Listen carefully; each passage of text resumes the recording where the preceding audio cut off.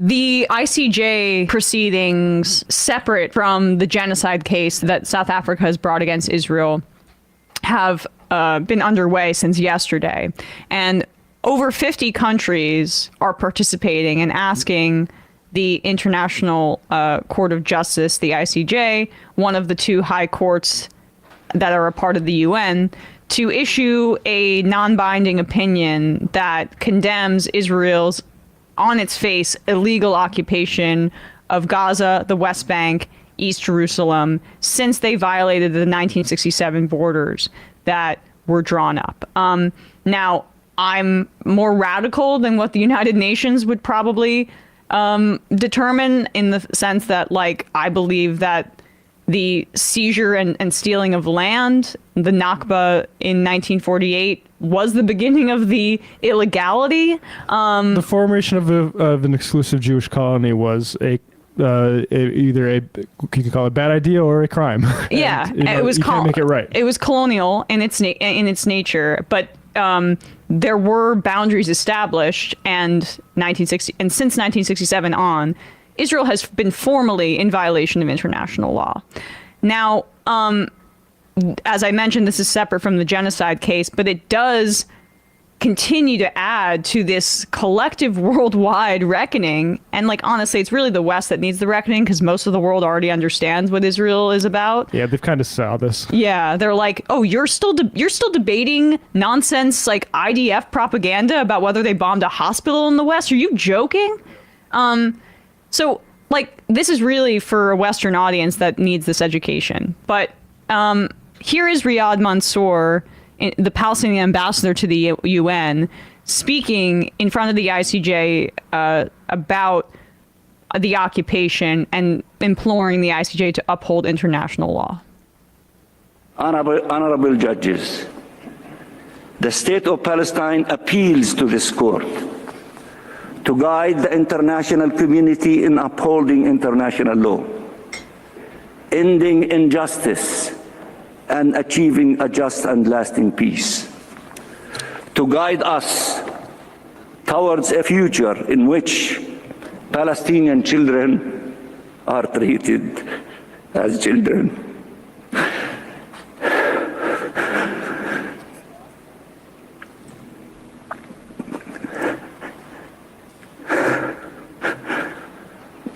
Not as demographic threat, in which the identity of the group to which we belong does not diminish the human rights to which we are all entitled. A future in which no Palestinian and no Israelis is killed. A future in which two states live side by side in peace and security. The Palestinian people only demand respect for their rights. They ask for nothing more. They cannot accept nothing less and nothing else. The future of freedom, justice, and peace can begin here and now. It is within your power to give the clearest statement possible on what the law is, what it requires, and what it means in practice for all members of the United Nations. We trust in your wisdom, your fairness, and your dedication to justice and the rule of law, and I thank you very much, Mr. President. One democratic state, rights for all. That is what needs to happen. I can't even imagine the emotional toll of seeing your countrymen and women and children going through a massacre, being victims of genocide in real time, and seeing the most powerful actors on the international stage from a capital perspective turning a blind eye and giving the country committing genocide diplomatic cover. Moving testimony by Riyad Mansour. And then here is Riyad al-Maliki, who is a Palestinian foreign minister as a part of these proceedings, demonstrating what I just spoke about the seizure of land over the past 75 years, starting from the Nakba, and he gives and the Al Jazeera presentation of this puts these graphics below, visual examples of what the reality of Israeli settlement means. Allow me now to show you 5 maps. The first one is historic Palestine.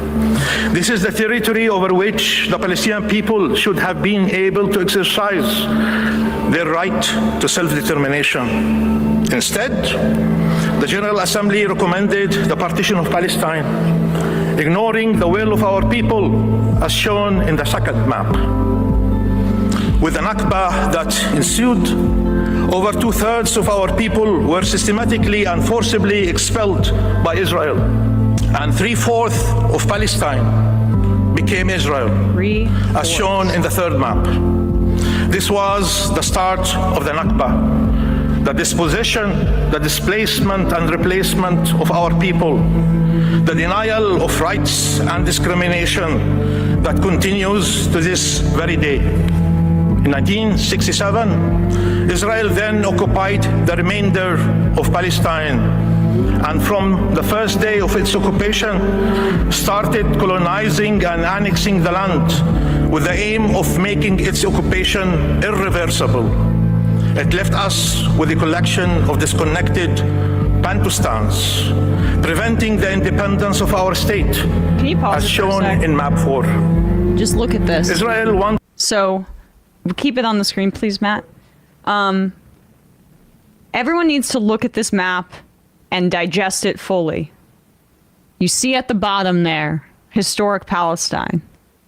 Then you see the Nakba, the reality of it, the seizure of 3/4 of Palestinian territory by Israel and the colonial backers, and the reality of what the current West Bank and Gaza looks like. So that small strip there, just the visual evidence of the Gaza Strip, the concentration camp in which there are walls around the entirety of the camp of Gaza, where, and again, fine, concentrated area, okay? They are concentrated in a place where they do not have freedom of movement, don't control their electricity, their water, their borders, their imports, their exports, okay? Israel controls it all. Then the West Bank, which is the larger territory, and again, you know, of course, Israel wanted and seized, with the exception of the Gaza Strip, which they're in the process of attempting to annex, the entire border of Palestine on the Mediterranean Sea. That is strategically very important and economically very important. And then they created the West Bank ghetto, which was not along the sea, not having the strategic and geopolitical advantage of having trade access to the sea there.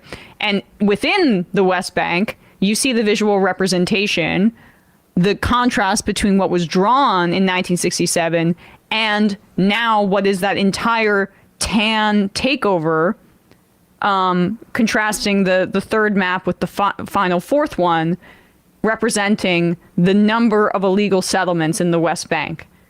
On its there's, I mean, if this court rules in any contradictory way, it should be the biggest outrage, because it's been quite well established that these settlements are illegal and have been for decades and decades.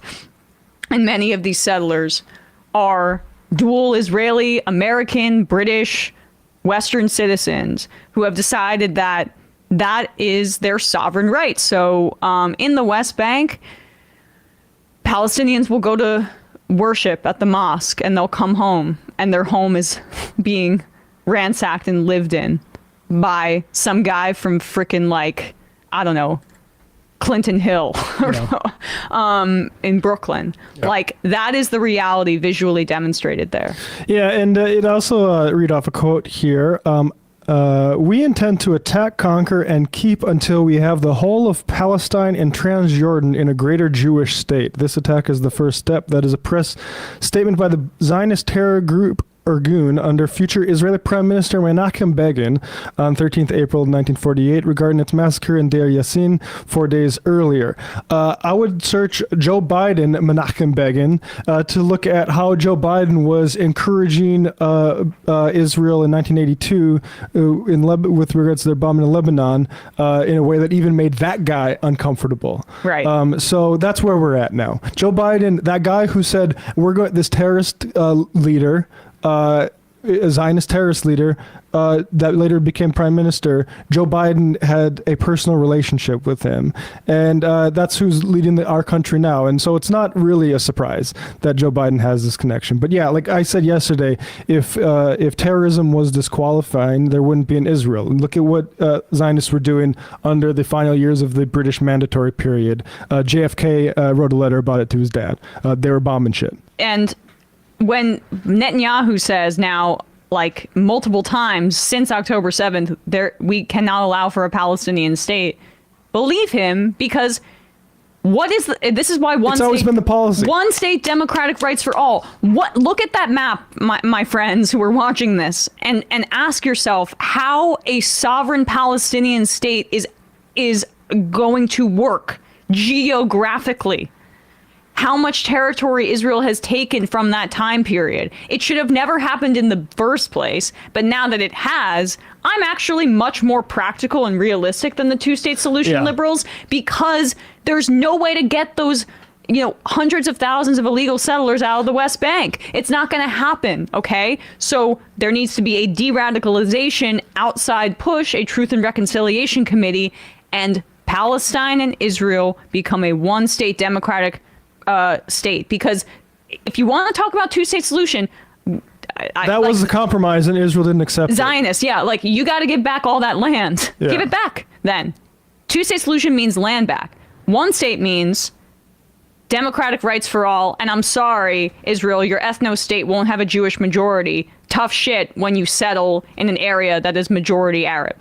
Keep going. The geography of Palestine, but not its demography. So it kept pushing our people out of their homes, out of their land. Here is the fifth map. It was displayed by Israel's Prime Minister to the General Assembly last September. He called this the new Middle East. There is no Palestine at all on this map. Only Israel, comprised of all the land from the Jordan River to the Mediterranean Sea. This shows you what the prolonged, continuous Israeli occupation of Palestine is intended to accomplish. There we go. Well done. Good representation there by AJ+. And these proceedings, while insufficient, are historic, and I'm grateful for them.